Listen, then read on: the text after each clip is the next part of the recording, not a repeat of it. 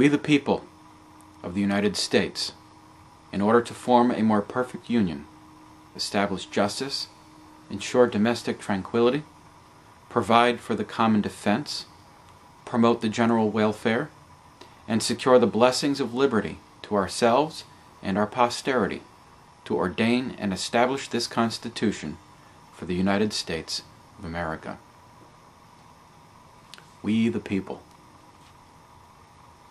It's so simple. It's something from our childhoods as we studied history, American history in schools, in elementary school. And we the people has been such a staple of the American ideology. And it is we the people. It's not we the government. It's we the people. I wanted to make a couple of last minute points before we all go to the polls tomorrow to vote. My first point is, go to the polls tomorrow and vote.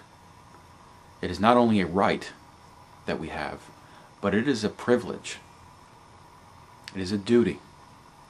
And it's a privilege and a duty that I believe, maybe not in my lifetime, maybe not even in my children's lifetime, but it's going to be taken away from us. Especially if the ideologies that our country continues to propagate and even support, especially if Barack Obama wins tomorrow, is going to lead to a very oppressive government, and our right to vote will be taken away someday. And this country is going to fall someday. Whether it happens by war or by economy or by government oppression, whatever is going to happen, it's going to happen. This country will fall. Rome fell. And the United States will as well. And we could be facing the beginnings of it right now. Considering our economic situation, we are a very different country. And this world is very different since 1929 and the early 30s of the Great Depression. This could be our undoing, or at least the beginning of our undoing. Will it happen next week? Probably not. Will it happen next year? We don't know. You know, actually it could. It could happen next week. I mean, look at how the Soviet Union went down in 1989, 1990, whenever that was. It almost happened overnight. The Soviet Union crumbled. And what was their basic ideology? Communism. Marxism. A kind of a Robin Hood mentality that one of our candidates has, Mr. Barak Obama, of robbing from the rich and giving to the poor. You know, my second point really is what we're voting for tomorrow, or voting against tomorrow, are ideologies. This election is probably the most important election in a long, long time. And we're voting for or against an ideology. Barack Obama is clearly, and even has admitted it, is a socialist. He is about bigger government. And I even heard him make a statement. He says, well, this election is not about big government or less government. He says it's about better government. Hogwash, if I can use that term.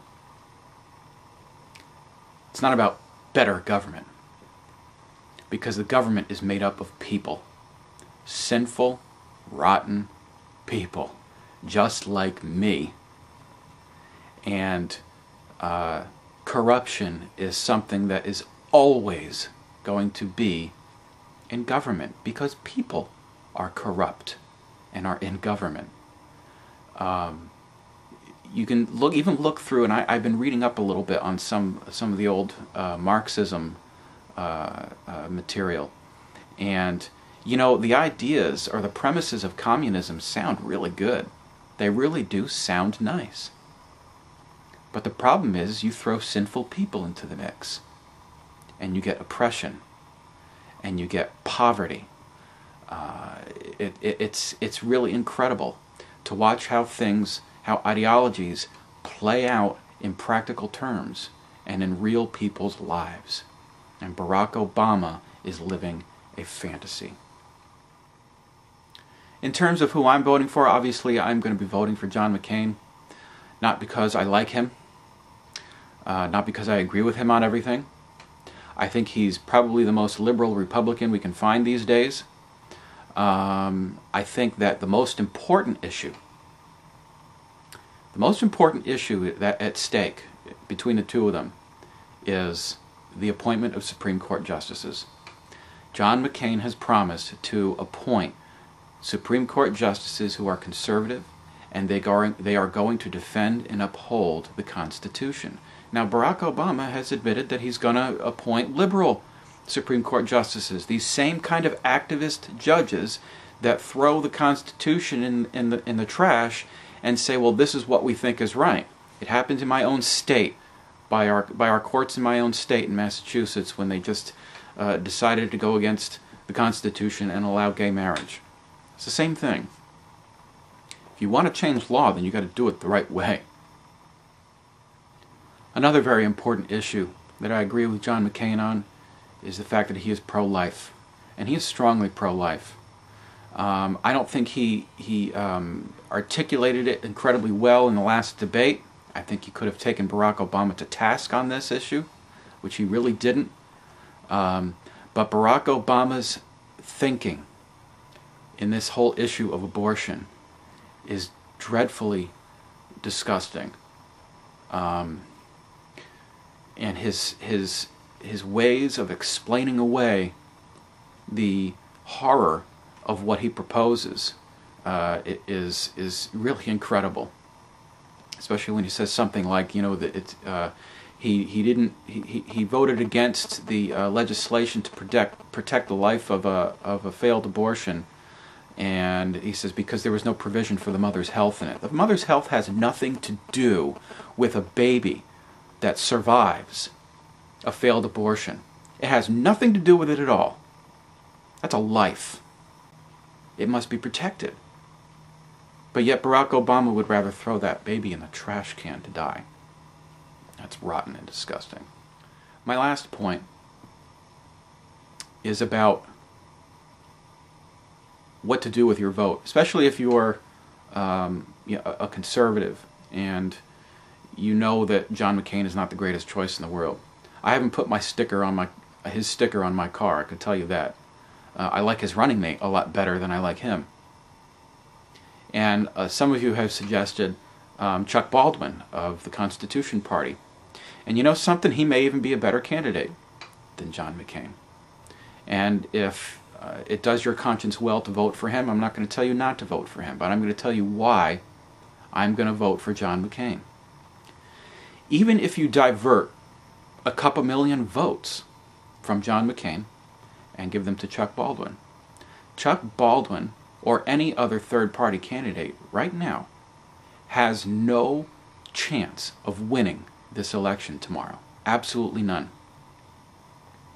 It's funny, in the last week or two, I've seen a few videos on YouTube saying, you know, go vote for Chuck Baldwin. Let's divert our votes to him, and let's lobby for him, and let's campaign for him. Ridiculous. It's too late. If you want a third-party candidate to really have a chance, start campaigning now for the next election and vote against the ideology of Barack Obama and the liberals. Because if you divert a certain number of votes from John McCain to Chuck Baldwin in this election, you give Barack Obama just a much better chance of winning.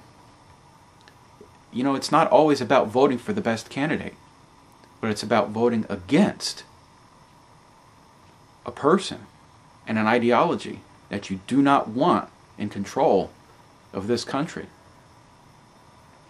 So I would say really consider carefully what you do with your vote tomorrow. It's a very important election. There's a lot at stake. And you know, I don't normally make videos like this, but this is a very, very important election. So I hope you're going to go and vote tomorrow. I'm going to go and vote tomorrow. But God is in control. And He has promised His people that He will never, ever, ever forsake us. And we will never have to beg for bread. So no matter what happens tomorrow, God is in control. And all Christians can take comfort in that, no matter who is in that White House come Wednesday, or come when He's sworn in. So I would say God bless. I will talk to you later, and we'll get back to some more issues pertaining to the gospel of the Lord Jesus Christ, which is my passion. And I'll tell you, when it comes to that gospel of the Lord Jesus Christ, the more the liberals get control, the less we're going to be able to talk about the gospel of the Lord Jesus Christ. So think carefully before you go and vote tomorrow, and God bless. I'll talk to you soon.